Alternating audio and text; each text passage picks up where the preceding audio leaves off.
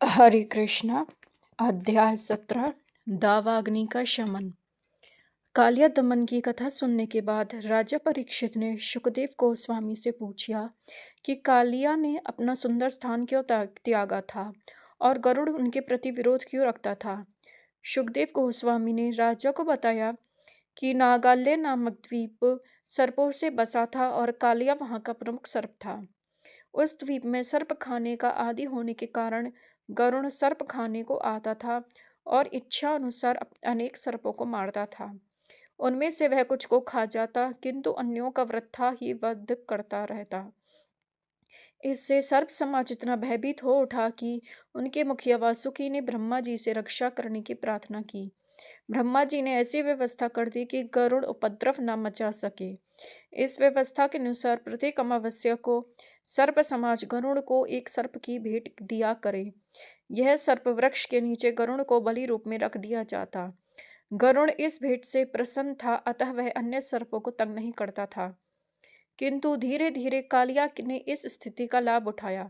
उसे वृथा ही अपने एकत्रित विष की मात्रा का तथा अपनी भौतिक शक्ति का गर्व हो उठा। अतः उसने सोचा गरुड़ को यह भेंट क्यों दी जाए। अतः उसने भेंट देना बंद कर दिया और गरुड़ को जाने वाली भेंट स्वयं खाने लगा।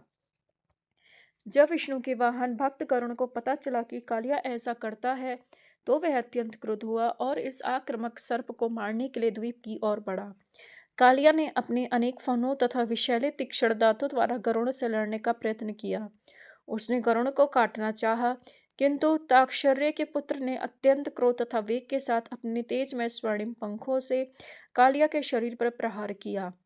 कालिया, जो क्रदु के पुत्र अर्थात क्रदुसूत के नाम से भी विख्यात है, तुरंत भागकर कालिया झील पहुंचा, जो यमुना नदी के भीतर है, क्योंकि गरुड़ वहां नहीं पहुंच सकता था। कालिया ने निम्नलिखित कारण से यमुना के जल के भीतर निवास किया। जिस तरह गरुड़ कालिया सर्प के द्वीप में जाता था, उसी प्रकार वह यमुना से भी मछली पकड़कर उन्हें खाने के लिए जाता था। किंतु वहां सौभरी मुनि नाम के एक महान योगी रहते थे, जो जल के भीतर ध्यान धरते थे और मछलियों के प्रति सहानुभूति दिखाते थे। उन्होंने गरुड़ को कहा कि वह मछलियों को तंग करने वहां न आए। यद्यपि वह भगवान विष्णु का वाहन होने के कारण किसी की आज्ञा के अधीन न था, किंतु उसने इस महान योगी की आज्ञा का उल्लंघन नहीं किया। उसने बहुत सारी मछलियां खाने की बजाय एक बहुत बड़ी मछली पकड़ ली, जो मछलियों की सरदार थी। सौभरी मुनि अत्यंत दुखी हुए कि गरुड़ मछलियों के सरदार को ले गया। उनकी सुरक्षा के विषय में सोचते हुए उन्होंने गरुड़ को शाप दिया, यदि आज से तुम यहाँ मछलियां पकड़ने यहाँ आओगे, तो मैं यह बलपूर्वक कहता हूँ कि तुम तुरंत मर जाओगे। यह शाप केवल कालिया को ज्ञात था, अतः वह आश्वस्त था कि गरुड़ यहाँ नहीं आ सकेगा। इसलिए उसने यमुना धाम में शरण लेने की ठानी। किंतु कालिया द्वारा सौभरी मुनि के शरण में जाना सफल नहीं हुआ। उसे गरुड़ के स्वामी कृष्ण ने यमुना से मार भगाया। यहाँ ध्यान देना योग्य है कि गरुड़ का सीधा संबंध श्री भगवान से है और वह इतनी बलशाली है कि उसे न कोई आदेश दे सकता है न शाप। वस्तुतः गरुड़ को जिन्हें श्रीमद् भागवत में भगवान के स्तर के समक्ष बताया गया है, सौभरी मुनि द्वारा शाप दिया जाना अपराध था। यद्यपि गरुड़ ने प्रतिशोध लेने का यत्न नहीं लिया, किंतु एक वैष्णव पुरुष के प्रति किया गया मुनि का यह अपराध क्षम्य नहीं था। इस अपराध के कारण मुनि को अपने योगी पद से नीचे गिरना पड़ा और बाद में भौतिक संसार में इंद्रिय का भोक्ता एक गृहस्थ बनना पड़ा। इस प्रकार ध्यान के द्वारा आध्यात्मिक आनंद में लीन रहने वाले सौभरी मुनि का पतन वैष्णवों के प्रति अपराध करने वालों को शिक्षा देता है। जब अंततः कृष्ण कालिया दह से बाहर आ गए, तो उनके सारे मित्रों तथा संबंधियों ने उन्हें यमुना तट पर देखा। वे उन लोगों के समक्ष अत्यंत विभूषित रूप में सारे शरीर में चंदन चर्चित किए, अमूल्य रत्नों से तथा मणियों से सुशोभित एवं लगभग पूर्णतः स्वर्ण से आच्छादित प्रकट हुए। वृंदावन के वासियों, ग्वालों, गोपियों, माता यशोदा, महाराज नंद तथा समस्त गायों एवं बछड़ों ने कृष्ण को यमुना से आते देखा और उन्हें ऐसा लगा मानो उनके प्राण वापस आए हों। जब किसी को जीवन का पुनः लाभ होता है, तो वह स्वभावतः आनंद तथा प्रसन्नता में लीन जाता है। उन सबों ने एक एक करके कृष्ण को कंठ से लगाया और अत्यंत शांति का अनुभव किया। माता यशोदा, रोहिणी महाराज नंद तथा ग्वाले इतने प्रसन्न हुए कि इन्होंने जब कृष्ण का आलिंगन किया तो सोचा कि उन्हें जीवन का अंतिम लक्ष्य प्राप्त हो गया है।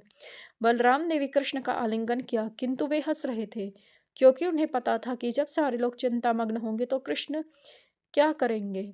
वहां पर कृष्ण के प्रकट होने के कारण यमुना तट के सारे वृक्ष, सारी गौवें, बैल तथा बछड़े अत्यंत प्रसन्न थे। वृंदावन के सभी ब्राह्मण तथा उनकी पत्नियां कृष्ण तथा उनके पारिवारिक जनों को तुरंत बधाई देने आईं। चूंकि ब्राह्मणों को समाज का गुरु माना जाता है, अतः उन्होंने कृष्ण तथा उनके परिवार को कृष्ण के छूटने पर आशीर्वाद दिए। उन्होंने इस अवसर पर नंद महाराज से दान देने के लिए भी कहा।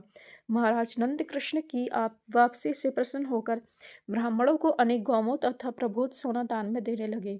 जब नंद महाराज इस तरह व्यस्त थे तो माता यशोदा कृष्ण का आलिंगन मात्र करके अपनी गोद में बैठाकर निरंतर अश्रुपात करती रहीं। चूंकि रात्रि हो चुकी थी और गौवों तथा बछड़ों समेत वृंदावन के समस्त वासी अत्यधिक थके थे, अतः उन्होंने नदी तट पर ही विश्राम करने का निर्णय लिया। अर्धरात्रि में जब सारे लोग सोए हुए थे तो सहसा एक विशाल दावाग्नि लग गई और ऐसा प्रतीत होने लगा मानो यह शीघ्र ही सारे वृंदावनवासियों को निकल जाएगी। उन्होंने ज्यों ही अग्नि की तपन का अनुभव हुआ त्यों ही उन्होंने भगवान श्री कृष्ण की शरण ग्रहण कर ली। यद्यपि वे उनके शिशु की भांति खेल में मग्न थे, वे सब कहने लगे, हे कृष्ण, हे भगवान, हे बल के आगार प्रिय बलराम, हमें इस सर्वभक्षी तथा विनाशक अग्नि से बचाएं। हमारे पास तुम्हारे अतिरिक्त कोई अन्य शरण नहीं है, यह विनाशकारी अग्नि हम सबको लील जाएगी। इस तरह उन्होंने यह कहते हुए इनसे प्रार्थना की कि वे उनके चरण कमलों के अतिरिक्त अन्य किसी की शरण ग्रहण नहीं करेंगे। भगवान कृष्ण ने अपने ग्रामवासियों पर कृपालु बनकर तुरंत ही संपूर्ण दावाग्नि को निकल लिया और उन्हें बचा लिया। यह कृष्ण के लिए संभव न था, क्योंकि वे इच्छानुसार कुछ भी कर सकने की असीम शक्ति से युक्त हैं। इस प्रकार लीला पुरुषोत्तम भगवान श्री कृष्ण के अंतर्गत दावाग्नि का शमन नामक 17वें अध्याय का भक्ति वेदांत तात्पर्य पूर्ण हुआ। धन्यवाद। हरे कृष्ण।